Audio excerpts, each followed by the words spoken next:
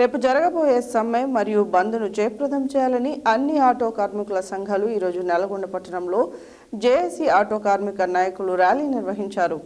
ఈ ర్యాలీలో BRTU, టీఏటీయూ, ఐఎన్టీయూసీఏ, ITUC, ITU, IFTU స్వచ్ఛంద సంఘాలు పాల్గొనడం జరిగింది. రేపు జరగబోయే సమ్మె మరియు బంద్ను జయప్రదం చేయాలని అన్ని ఆటో కార్మికుల సంఘాలు ఈరోజు నల్గొండ పట్టణంలో జేఏసీ ఆటో కార్మిక నాయకులు ర్యాలీ నిర్వహించడం జరిగింది. ఈ ర్యాలీలో బీఆర్టీయూటీ, ఏటీయూ, ఐఎన్టీయూ, సీఏ, ఐటీయూ, సిఐటీ, యూఎఫ్టీయూ స్వచ్ఛంద సంఘాలు పాల్గొనడం జరిగింది.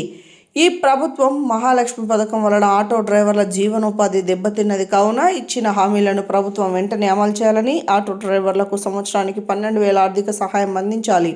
ఓలా, ఊబర్, ర్యాపిడో యాప్లను ప్రత్యామ్నాయంగా ప్రభుత్వం ప్రత్యేక యాప్లను తీసుకురావాలి. అక్రమ 2-వీలర్ టాక్సీలను నిషేధించి ఆటో కార్మికులను ఆదుకోవాలి. ఆర్టీసీ ఆధ్వర్యంలో ఇవి ఆటోలను ప్రవేశపెట్టి ప్రతిపాదనను వెంటనే విరమించుకోవాలని బీఆర్టీయూ, టీఏటీయూ నల్గొండ జిల్లా ఆటో యూనియన్ అధ్యక్షులు కలగోని యాదగిరిగౌడ్ డిమాండ్ చేశారు.